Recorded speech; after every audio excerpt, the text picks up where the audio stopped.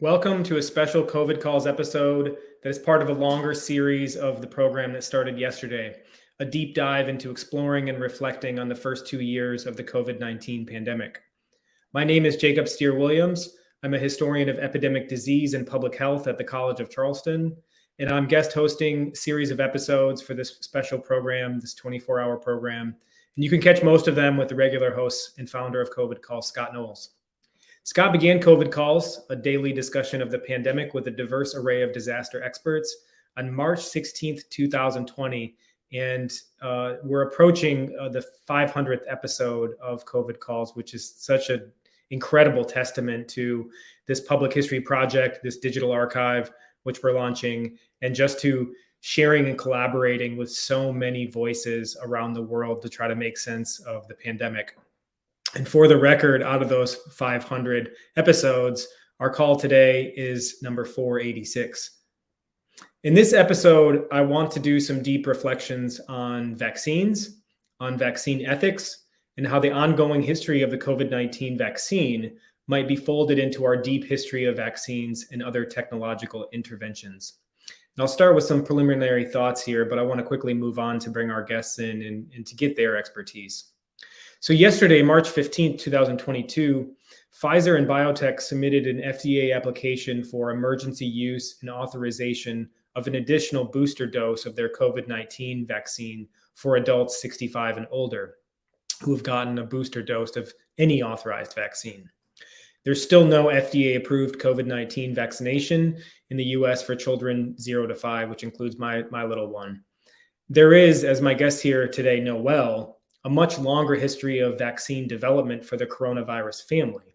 By mid-2020, there were several COVID-19 vaccine trials, ones that built off from previous vaccine research of SARS-CoV, MERS-CoV. On December 11th, 2020, the FDA issued emergency use authorization to use the Pfizer biotech COVID-19 vaccine. It was the first of its kind in the US. A week later, a Moderna vaccine was approved. And in late February 2021, a J&J vaccine added to the list. All of these were for those ages 12 and up. It wasn't until October 29, 2021, that the FDA approved the Pfizer vaccine for children aged 5 to 11. In the months and weeks leading up to December 11th, I remember personally the palpable anxiety of waiting for the vaccine rollout. And both what struck me at the time and now strikes me even more profoundly, the excitement by many of receiving a vaccine and the inherent distrust of others, of not wanting to go first, of not wanting to receive the vaccine. And I remember thinking at that time, and I want our guest today to reflect on this as well, now that we have more historical perspective, even if a little, the ways in which the history of vaccines and vaccination and technological developments over infectious disease, when they're new, don't often solve the crisis. And how in the case of COVID-19, the COVID-19 vaccine solution, that biotechnology has not solved the crisis. It's now March 2022, and we're still marred, I think, in deeply entrenched debates over the COVID-19 vaccine, about efficacy, about global vaccine access and equity, and about public health campaigns in places of widespread availability, like where I am in the US, like where Klaus is, and like where many are that are watching this program, where vaccination rates have been really, I think, quite dismal. The Johns Hopkins Coronavirus Resource Center today reported that only 66.4% of Americans have received a full dose of the COVID-19 vaccine, in a place where it's widely available and easy to get. Compare that figure to other parts of the world where access to the vaccine has been limited. In Afghanistan, the vaccine rate today stands at 11%. In Sudan, it's 5%. Papua New Guinea, 2.8%. So today on COVID Calls, I want to reflect with these brilliant historians who study vaccines, who study vaccine ethics and mistrust, about how to make sense of vaccines and COVID in the long and deep history. So let me bring my guests onto the show today. And here they are.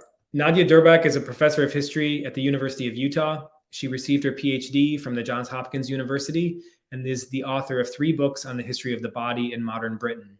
Bodily Matters, the Anti-Vaccination Movement in England, 1853 to 1907, which was published in 2005. The Spectacle of Deformity, Freak Shows in Modern British Culture, in 2010. And recently, Many Mouths, The Politics of Food in Britain from the Workhouse to the Welfare State. Thank you so much for being here, Nadia. Klaus Kirchela is Assistant Professor of History with a Wellcome Trust University Award at the University College Dublin. His research focuses on the history of microbes, infectious disease control, and the development and regulation of antibiotics and vaccines. He has authored 3 books on the history of antibiotics and food production, included Pyrrhic Progress in 2020, Animal Welfare Science and Activism in the book Bearing Witness, 2021, and the book on typhoid control called Typhoid, being published this year.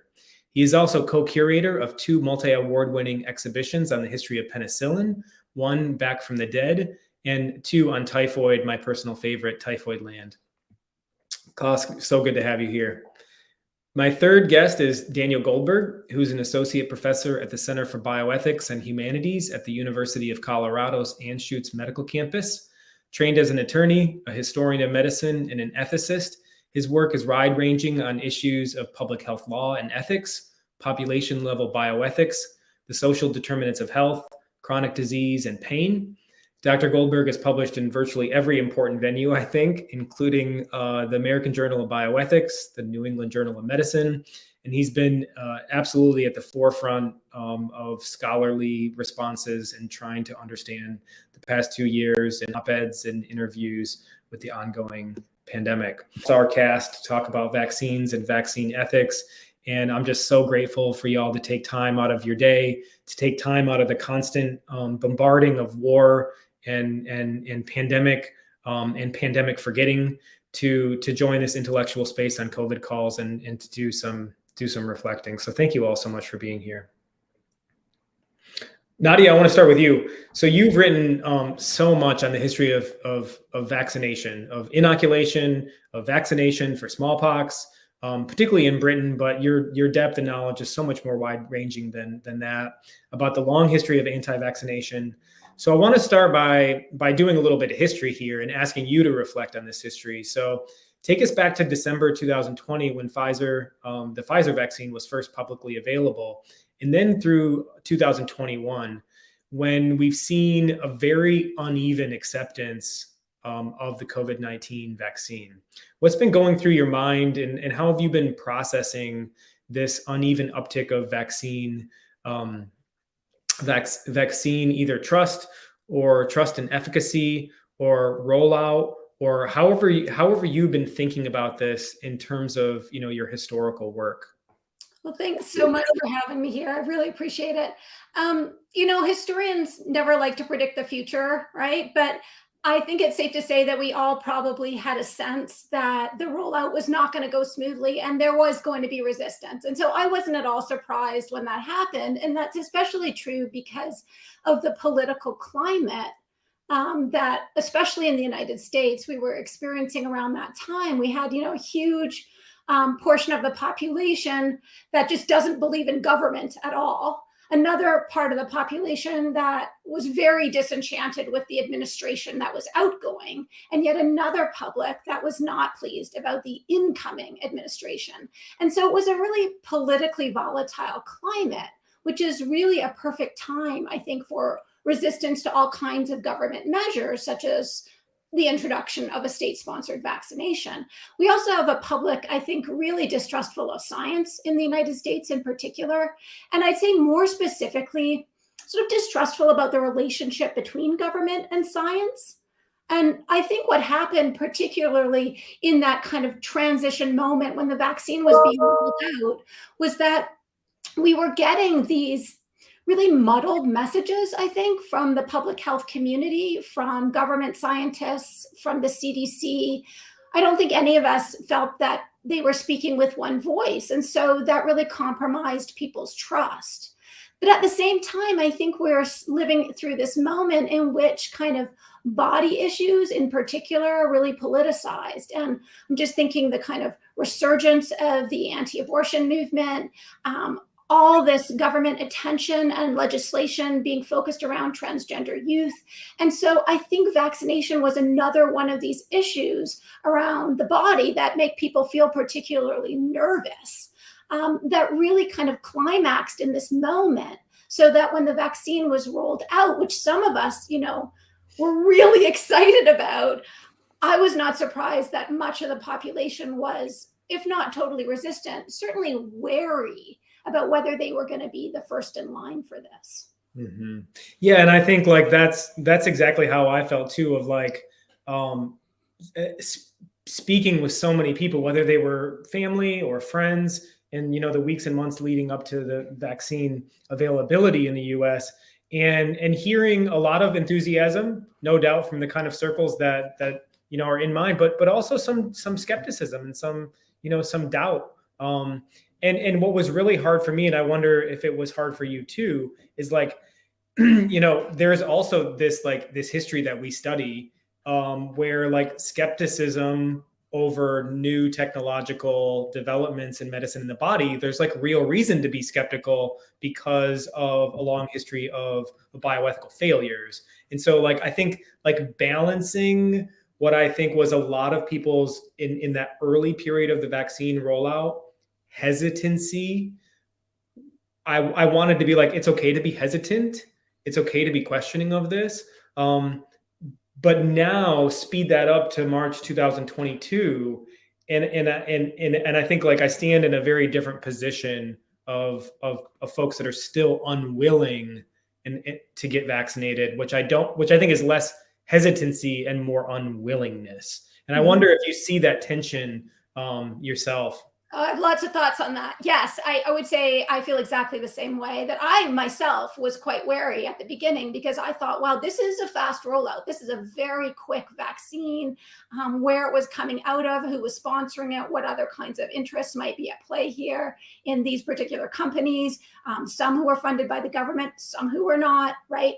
And so I felt a lot of that just tension within myself as well. And I fully recognized the skepticism that was coming, particularly from communities that have been marginalized and treated very poorly by Western medicine, African-American communities, people who live in poverty, people who've been experimental communities. And so I thought that skepticism was actually well placed. I agree with you. I think now we're at a point in which this is being effectively trialed. We've seen in real time how effective this vaccine is, or these multiple vaccines actually are. I was actually a recipient of the J&J vaccine. And so the news that came out recently, I think yesterday, saying that actually it's holding up pretty well, I was relieved to hear that. But yeah, I think that we're in a moment now where I think people cannot rightly say this is new or experimental, because we've actually seen it, how it plays out and how it holds up in real life situations, which is actually how these vaccines have been tested. And I think that was not fully clear to people initially. These, when Pfizer and Moderna were reporting these 95% efficacy rates, I'm not sure people fully understood that was based on real life experience with the amount of COVID that was around at the time. And so now I think we've seen through these huge surges that we've gone through that these vaccines are really effective. And I think people who are resistant for ideological reasons and will not be swayed. There's a huge portion of people who are committed anti-vaccinators, and I don't think those people their minds are going to be changed. But there's also people who I think, I'm sure there's probably a better ethical word for this, but are sort of freeloading off other people's immunity. And I think a lot of people didn't want to take the risk of the vaccine because they didn't fully understand, I think, the ways in which we have all benefited from vaccines over time. The reason why epidemic disease doesn't seem quite so scary to some people is because we haven't seen it, And so I think that some people are still doing what The Economist wrote about back in the late 1990s around the MMR scare. The Economist magazine said the best thing you can do is be an avid proponent of vaccines and then not get it yourself. right? That was actually the best trade-off if you were trying to assess risk. And I think some people are doing that. They're sort of trading off of other people's vaccination status. And it's time really for them to participate in this public health initiative. And what I think of as shared risk, we're all taking the risks in stride of being exposed to a new technology, particularly for people who have the mRNA vaccines. But it's time now to turn those people who are vaccine hesitant, but not actually anti-vaccinators, into people who are participating in the shared risk. But I think at the same time, I don't think that people who are ardent anti-vaccinators are going to be convinced, because it's ideological and it's part of their identities, part of political identities. And that's not good. I don't think that's going to be shifted. Mm-hmm. Klaus and Dan, Daniel, I want to bring you both in here. You both thought a lot about this, about vaccines, and I'm really fascinated in this like vaccine freeloader ethical question. Klaus, you want to jump in on there? Just any reflections? So it's really interesting to hear this mentioned. So prior to working in Dublin, I worked at the Oxford Martin School with people from the Oxford Vaccine Group who, tested the AstraZeneca vaccine going forward. And this was prior to COVID, and there was a huge amount of debate about vaccine hesitancy already prior to COVID, right? This isn't a new problem, it's old, but it was also becoming much more pronounced during this, from 2010 really onwards, especially in Europe. Lots of debates about pockets of measles outbreaks.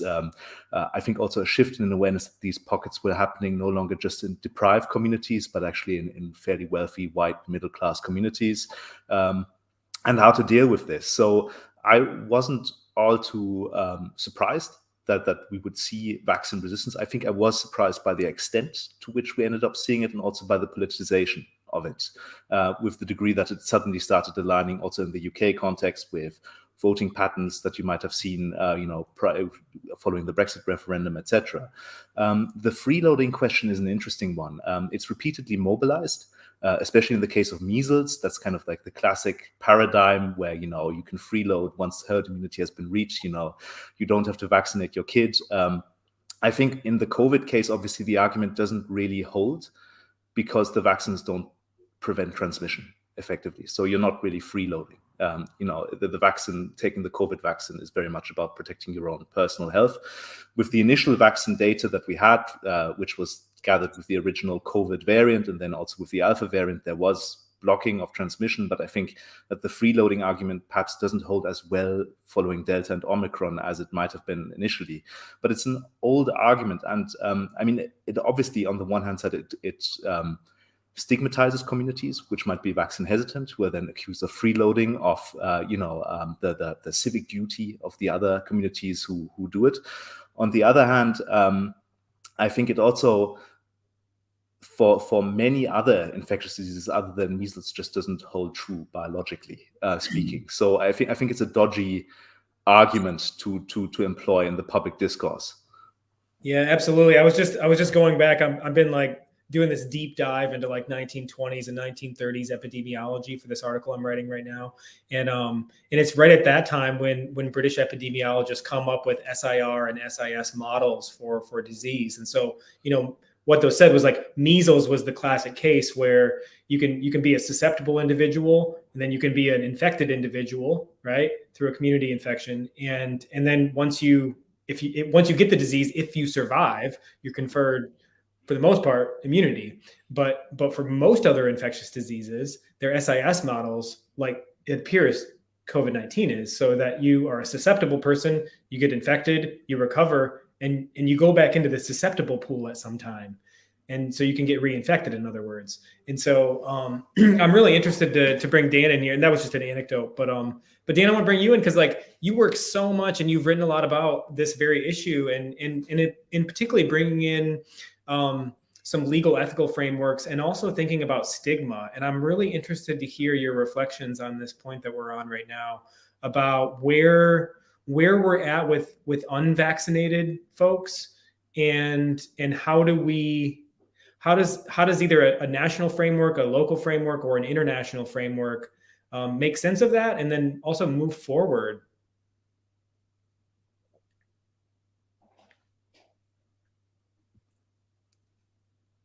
You're on mute, Daniel.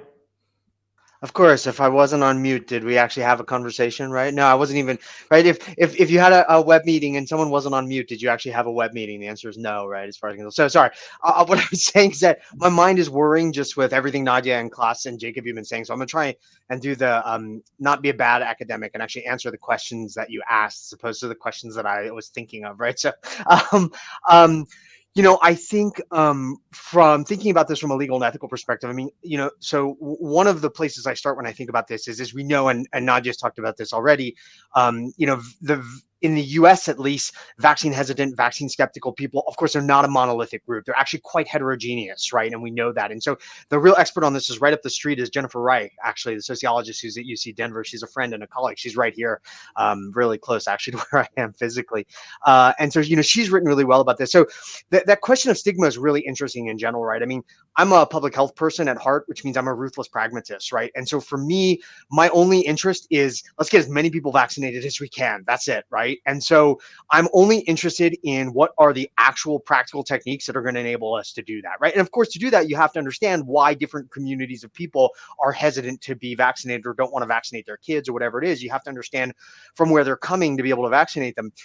I think from a stigma and shame perspective, one of the interesting things, and I've written on this with my colleague Andrea Kita, who's a folklorist and is actually an expert on the folklore of vaccination, one of the world's experts on vaccination folklore.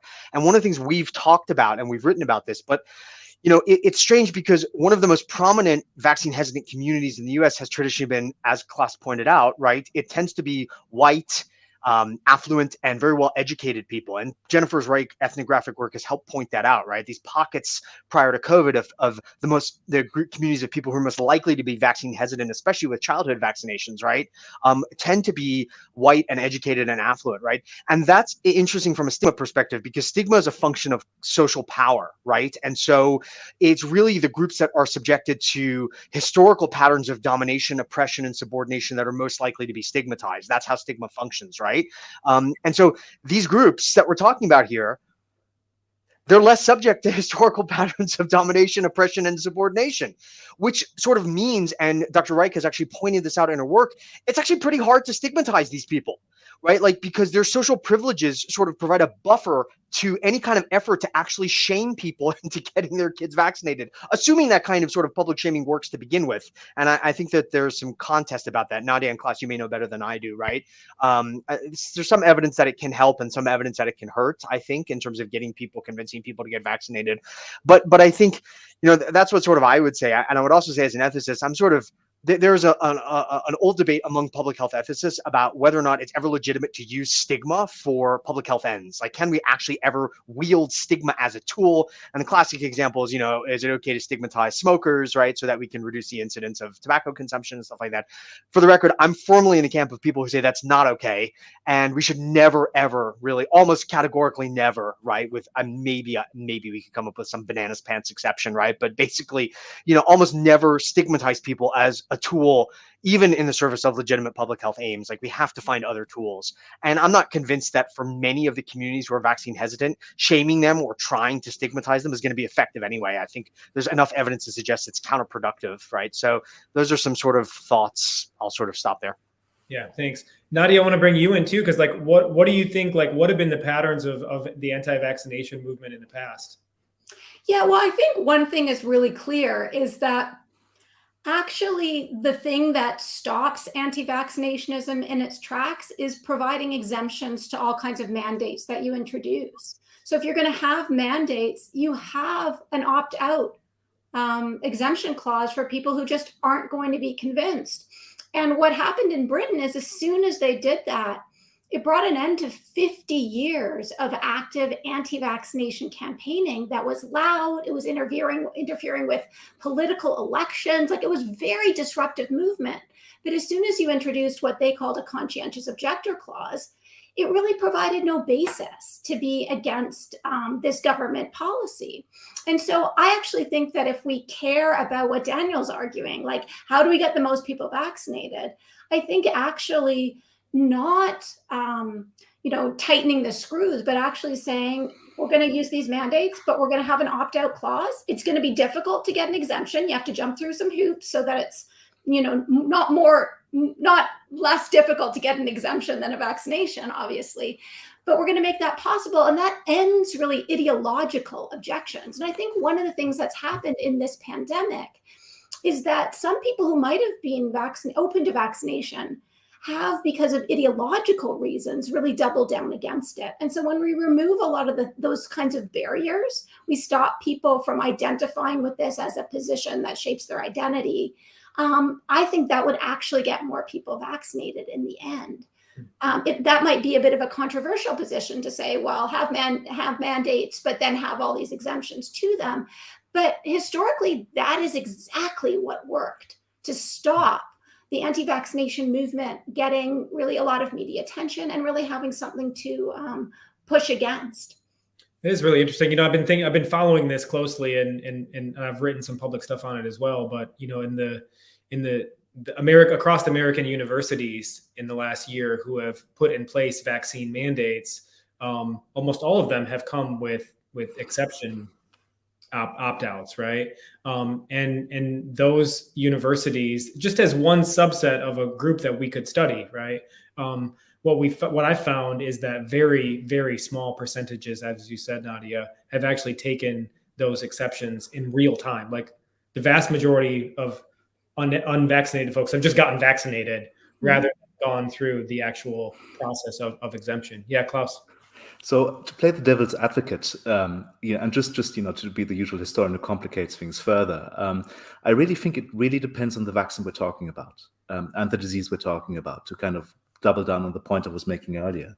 So Nadia is obviously completely right with regards to smallpox vaccination, but the stigmatization that happens ahead of the First World War with typhoid vaccination in the UK context is obviously the kind of exception that proves the point, in the sense that they did not go for a mandate in the British case, but with heavy shaming, it was unpatriotic not to be vaccinated, going to the front. You would be helping the Germans, great word games with germ theory and Germans during that period. And that is an effective, and Hardy's written beautifully about this, masterstroke in public campaigning for voluntary uptake of the vaccine with heavy, heavy stigmatization for vaccine refusals. The vaccination movement, even though it's the anti-vax movement, even though it's voluntary, really gears up also against this form of vaccination too. We have this in the Typhoid Land exhibition, with these horrific posters of, death certificates, etc., that are there. So I think it really depends quite heavily on the disease we're talking about. And to think about this further, I think also, smallpox and typhoid, the vaccination procedure of the first vaccines, for example, was incredibly painful. It was a deeply scarring. I mean, in the case of smallpox, literally a scarring experience. Whereas future concerns in the 1980s and 1990s, and Gareth Millward's written about this with Vaccinating Britain beautifully, is linked to very complex sets of concerns that parents have about specific technologies in the context of specific conditions, diseases. Obviously, the autism scare is linked to lots of the debate about MMR. And what the book really shows beautifully is they aren't concerned about the individual vaccines. They would happily take an individual measles vaccine, an individual mumps vaccine, an individual rubella vaccine.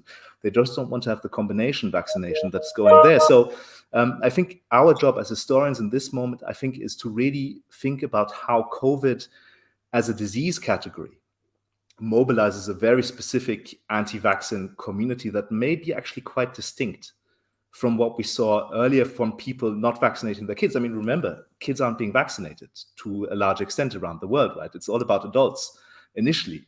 So I think we are talking about slightly different categories here. And then again, obviously, the cultural concepts and memories bleed into each other, right? When people talk about typhoid vaccination in the 30s and 40s, they actually think about smallpox vaccination often enough. But, I think it's just unraveling the infectious disease, unraveling the people who are getting vaccinated. Are they young men? Are they children, etc.? That would really help, I think, to make history a bit more useful when it comes to discussing the ethics and the kind of practicalities of vaccine mandates in the present. Yeah, I think that's a really important point. I'm glad you brought it up, because I think what it suggests is, often even in some of the public scholarly discourse on vaccination in the last year and a half, it almost is framed as the vaccine debate as if it's some singular thing. And all of you know that it's not. It's multi-directional. And as Christos Linteris and I were talking about yesterday, it's like a kaleidoscope. Actually, it's not a singular thing that you can talk about. It's something that's actually distorted.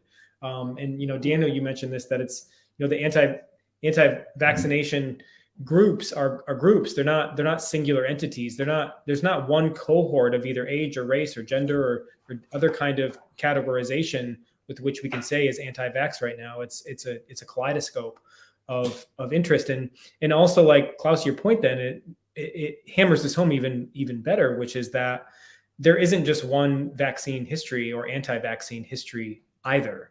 And so folding that complicated history onto what is a complicated set of political questions today about vaccines and vaccine trust and vaccine uptake is one that I think, like, you're right, that one thing historians can do is complicate. we can't do a lot of things well, but we can complicate. And I do think that in a real way, as much as like politicians and maybe Daniel, you want to jump in here, like public health officials don't like to hear just stories that are complicated. They want pragmatic solutions here. And what does one do with the pragmatic, like just historians saying, look, this is complicated?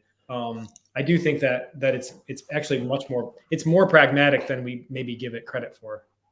Oh, I mean, I think so completely. I mean, and I think, I'm sort of just thinking a little bit about putting Nadia and Klaus's points together, right? So one of the things to Nadia's point, and this is some of what sort of I've been sort of suggesting when people sort of ask me, what do you think about the law and ethics of these vaccine mandates, right?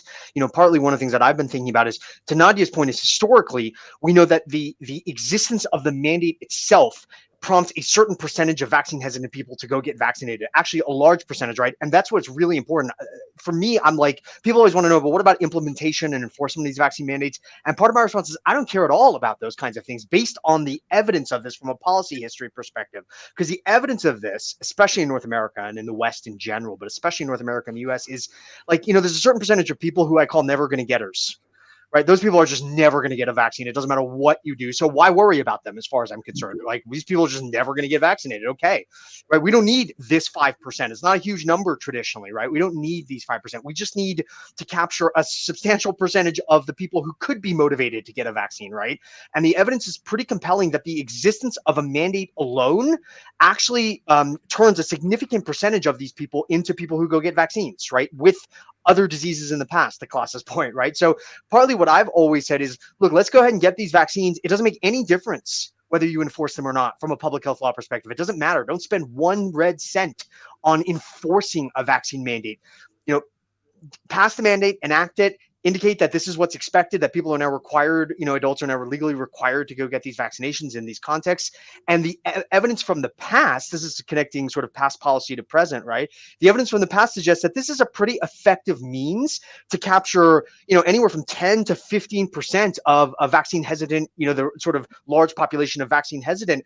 That's, if we're talking about on the national level in the US, capturing 10 to 15% of people who aren't vaccinated yet is enormous, right? I mean, that's a huge benefit from our perspective.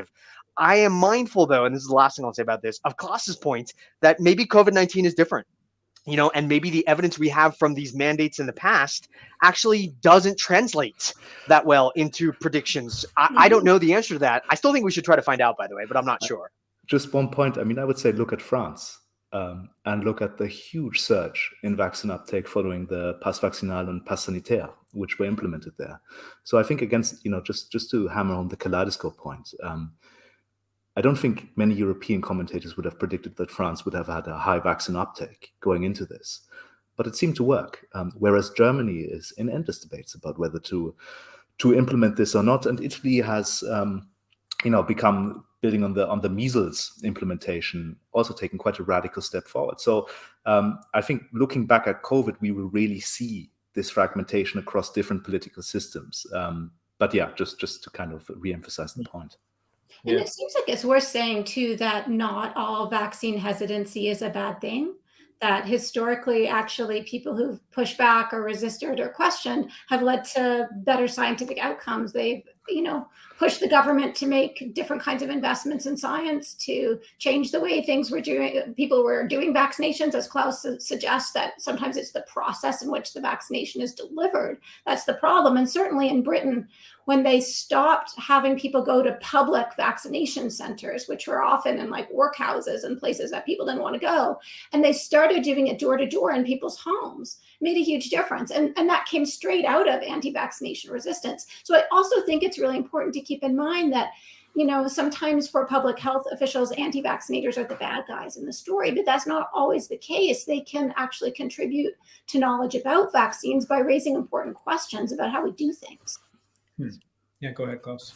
Just to jump in, I completely agree with that point. And I think that, we could link that to the development of adverse effect compensation laws across different cultures, which are a result of regulators having to deal with the fallouts of vaccine campaigns for people who willingly undertook to vaccinate themselves or their children, and then who had to deal with the fallouts going forward.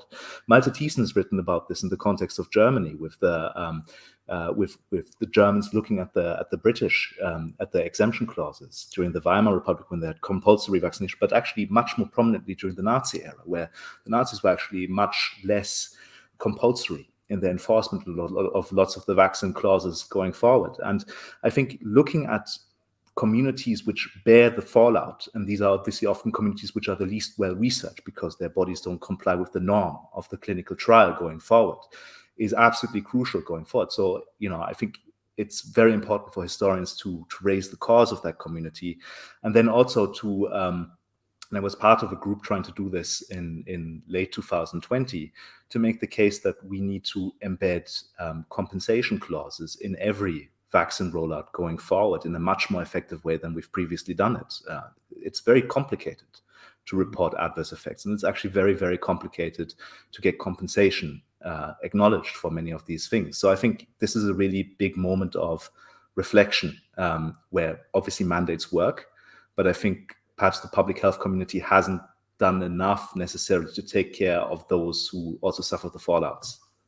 And I think the public health community hasn't, I think, done a very good job of helping us to understand the risk of vaccines. I feel like they didn't provide, and this is true for childhood immunizations in general too. When you take your child to the pediatrician, they give you this piece of paper. It's very long and very wordy about all the things you're supposed to understand about this vaccine. Nobody understands those things. I have a PhD. I don't understand those things. And so it would be a lot easier if they presented things visually to you. Would help you to understand, well, what are the risks of this vaccine? One little person over here has an adverse reaction compared to, 1 million people over here who do not. And so helping us to understand, what does risk look like? It's pretty risky to put your child in a car and drive them to daycare, twice a day. That actually most children who are injured or die, that's has something to do with traffic accidents with cars. What does that look like versus the risk of a vaccine? So, if I had a single message for the public health community, it would be help us to understand risk and what is risky about a vaccine versus other kinds of behavior that we willingly engage in every single day with ourselves and our children. I think that would be extremely useful. Daniel, you want to jump in? So that's super fascinating, Nadia. So I was speaking yesterday. I was interviewing with New York Times reporter Amy Walker, who's working on a COVID visualization article. And now that so many people are calling COVID endemic wrongly, but they're doing it. So that is just a discourse now. So it's a thing. And so many local governments and institutions are removing mask mandates and moving away from known to work preventive strategies. How might we continue in new and novel ways in the media? Her question to me was visualize COVID and the risk for COVID, because I think one of the things that, and this is something that you've written on, Daniel, so maybe get your response first to this. What I think this new phase, and it's not entirely new, but I think it's more sharply pronounced, is now what the US government and many other governments in Europe are telling their citizens is the response to COVID is going to be your responsibility. It's just all thrusted on the individual. And I say that's not new because I think that's largely been the response in many countries from day one. But now it seems to be even accelerated, that it's just about calculating individual risk. And I think, and I've said this very publicly, so I don't mind saying this in this program either. I think one of the failures in the public health community in the last 2 years has been effective public health communication, whether about COVID science, COVID epidemiology, or about now, which I think is more than ever important. And this goes to your point, Nadia, of being able to effectively communicate individual level risk. Because and I gave the example to where I was like, myself and my partner and my 7-year-old child are all vaccinated. We exist when we leave our family unit to go to school or go to work or do whatever we're going to do outside of our domestic space.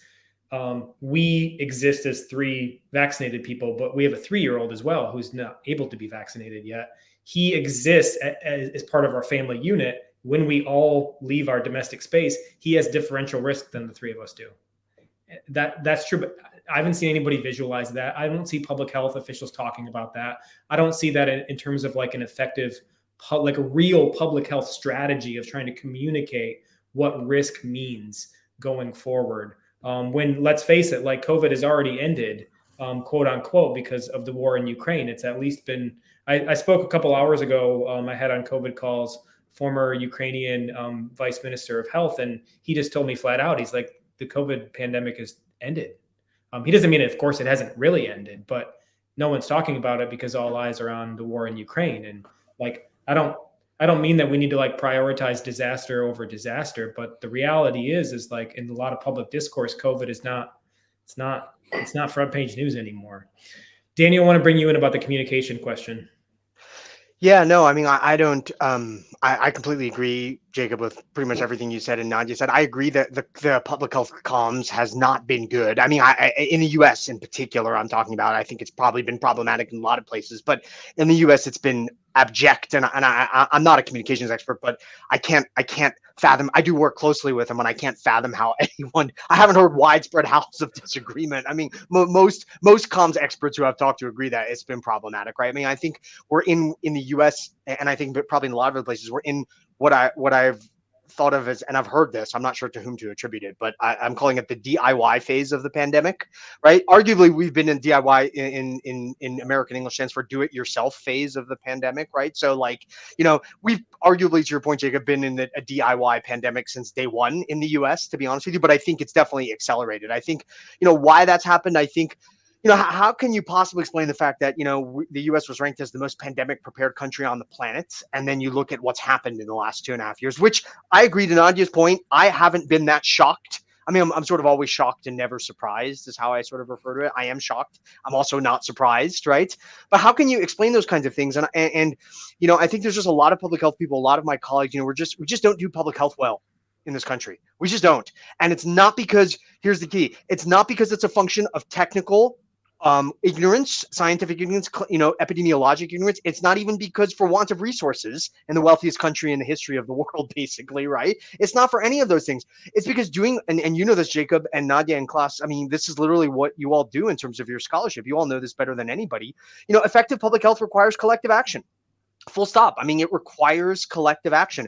I was reading a tweet thread from Andrew Wehrman, right, I'm anxiously awaiting his book on smallpox in the early republic in the US. And he made this point that actually, if you compare the infection fatality rates of smallpox and COVID, they're not actually as different as most people think. Most people think smallpox is way more lethal than COVID, but he's like, actually the estimates aren't perfect from the early republic, in the US, but he's like, the estimates are, it's in the ballpark, basically, in terms of how many people are actually dying from versus recovering from catching smallpox. And he's like, they didn't have a fraction of the resources that we have to deal with something like this today, right? But they were able, through collective action and a lot of will and organization, to really, when they came together in the ways that sometimes they were able to come together, they were able to stymie the worst impact of these kinds of things, right? And so, for me, that kind of individualistic approach to public health, that never works. That isn't public health, right? And that's what I've been sort of arguing for a couple of years now. That it actually, begging millions of people to behave in salubrious or health promoting ways is actually not public health.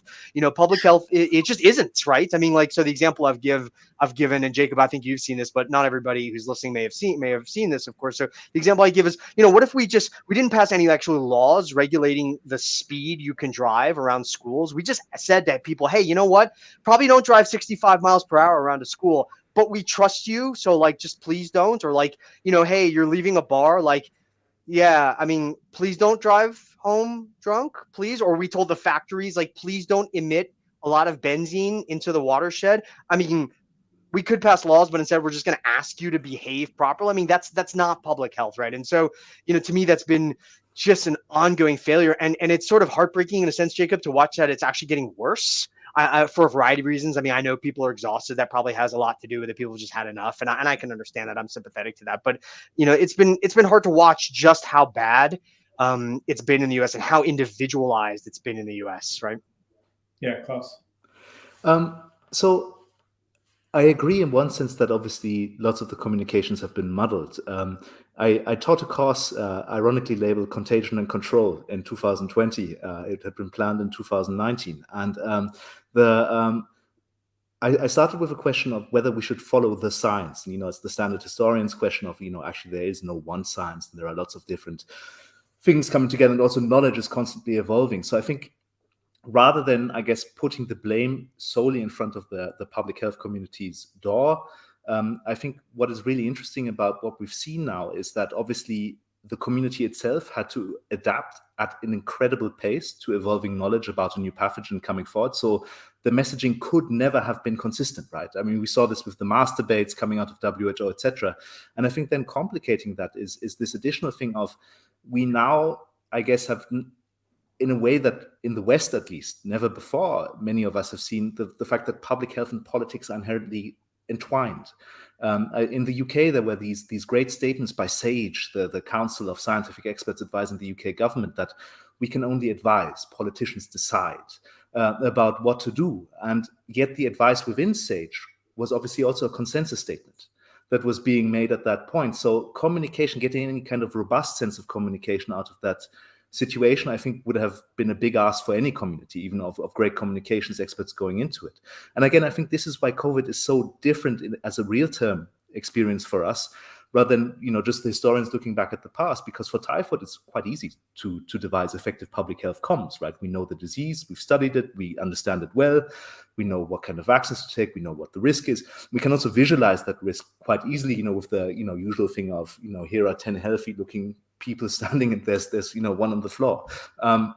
But those are the risk visualizations that I can trace back for a century. But I think with COVID, getting the messaging right in a way that would have been consistent would have been too big of an ask for any public health community. And then I think all of this then got muddled up in the incredibly polarized political atmosphere we were living through at the beginning of 2020, with many other events having just taken place, anyway.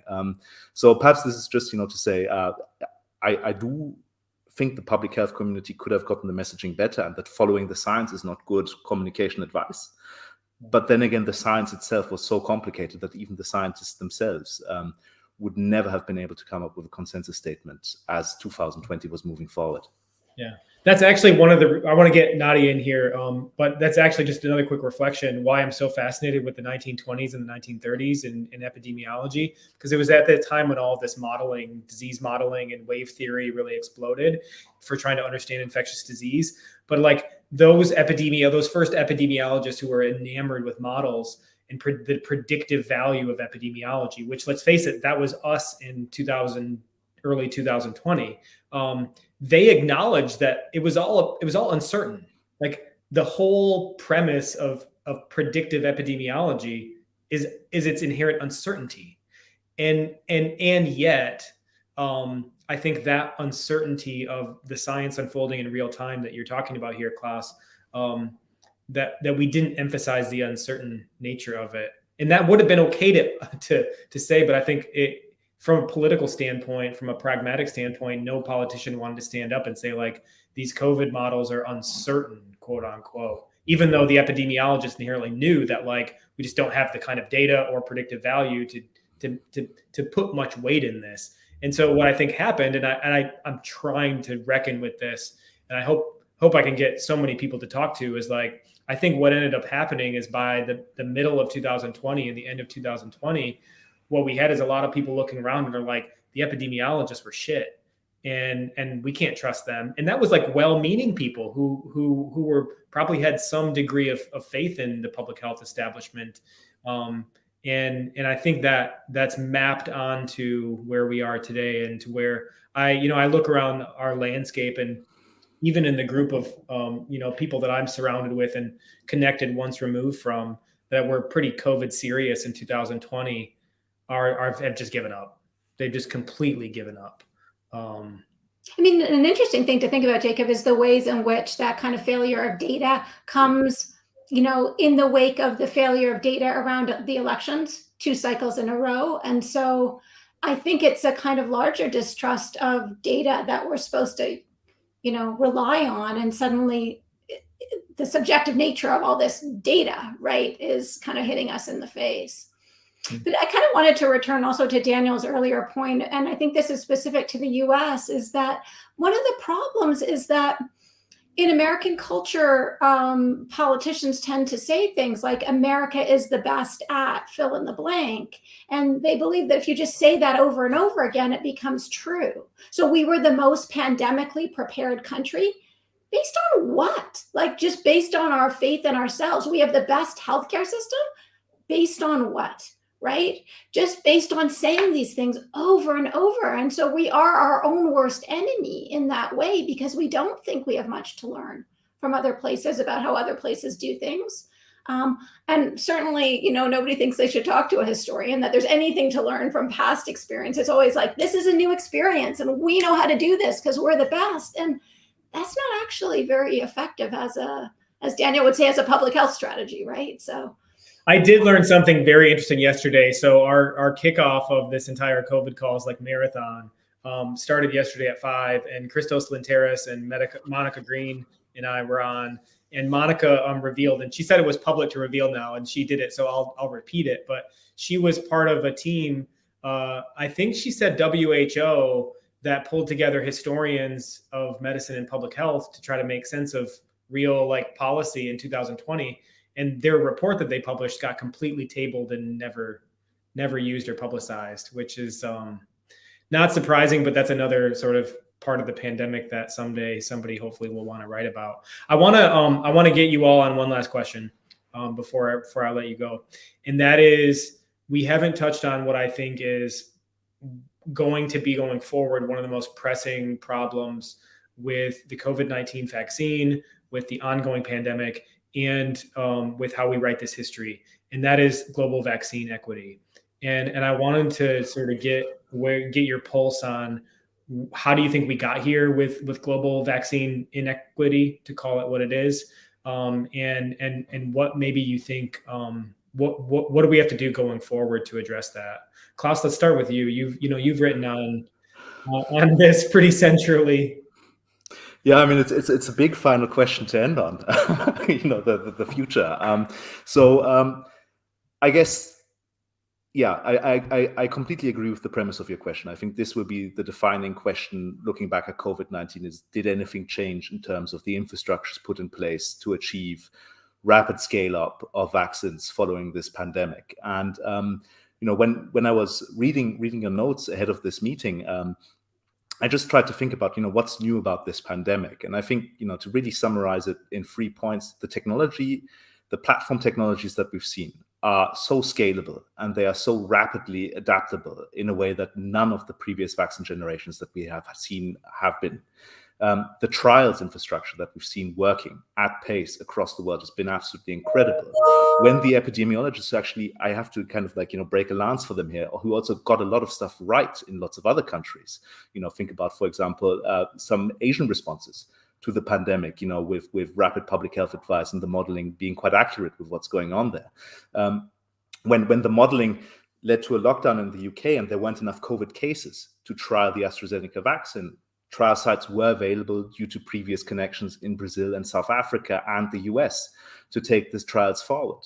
And the third kind of big thing I think that we've seen in the case of this pandemic in terms of equity, perhaps the most important thing going forward, is a real evidence of shifting power dynamics globally of where vaccines are being manufactured. I mean, in our call here, we've been very Western, like we've only really focused about Western vaccines. We haven't spoken about Sinovac, the CanSino vaccine. We haven't talked about Sputnik, even though those are the vaccines that a large part of the world's population has had in their arms, are the first that they have encountered, not just in Asia, but in large parts of Africa and Latin America. So actually, that would have been a great conversation also to have in this context with regards to that. So we are seeing this shift of biomedical manufacturing power. We've got the new technologies, and we have seen these trials infrastructure. And yet, unfortunately, we haven't seen any meaningful international response that has brought these things together in a way that pushes vaccine availability out of HICs and MICs, so high-income countries and middle-income countries, in a way that they are actually available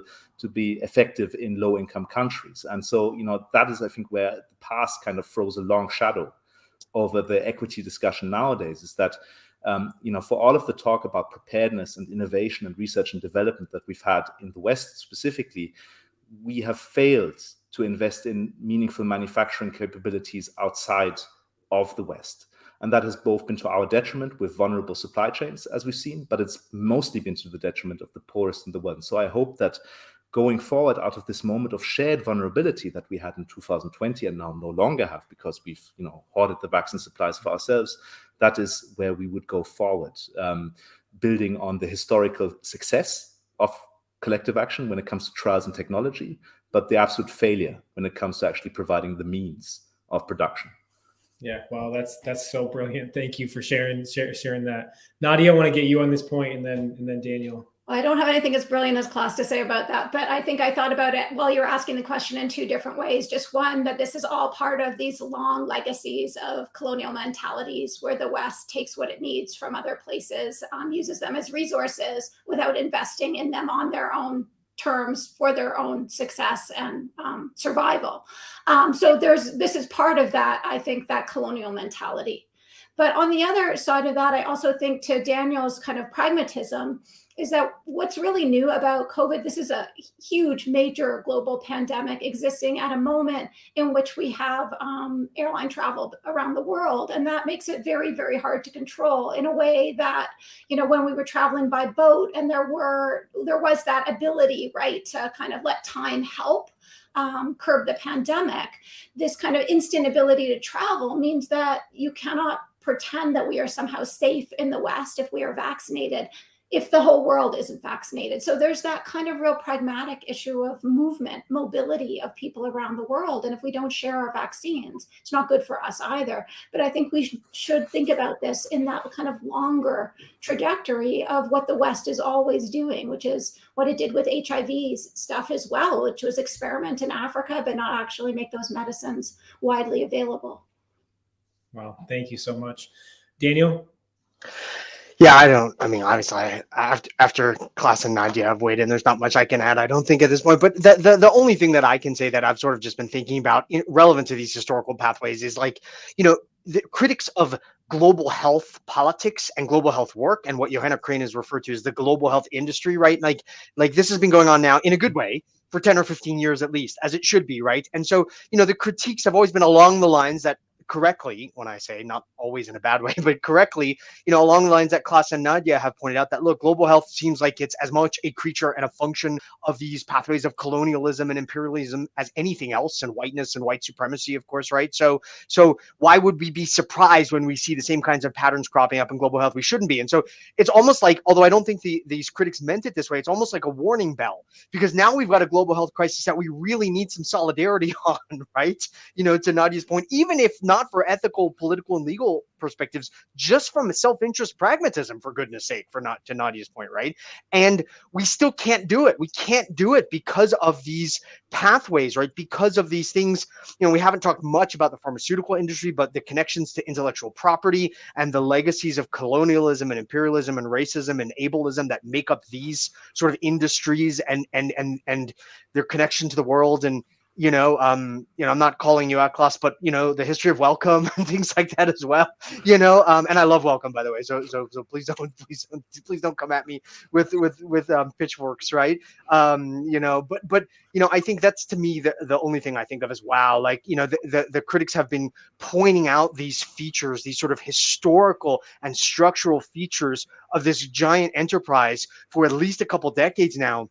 And sure enough, lo and behold, when we most needed in a global public health emergency and crisis, when we most needed the sense of solidarity, we most needed to overcome, the past has just proved far too powerful. As, again, right, unsurprisingly for those of us with historical training, these structures are just so deeply rooted, so immense, so vast. They've been going on for so long. They just swallowed up. So far, at least, they've pretty much swallowed our ability to show this kind of solidarity that we need to get through this all together. And that's been sort of sad, obviously, and catastrophic for everybody, for us in the West, and of course, most of all, for the least well off and the most structurally deprived around the world. Yeah. Oh, thank you both. Thank you all for such insightful ways to end this that I'm gonna not be able to stop thinking about. But I'll just mention one thing to end us here today in this discussion is that, I think one other point that the history of global health, I think, implores upon me is it's also not too late to have a global response to COVID-19. I mean, Klaus is right, is that we've failed to have a global response so far. And I think that writing the history of the first 2 years of COVID-19, that will be front and center.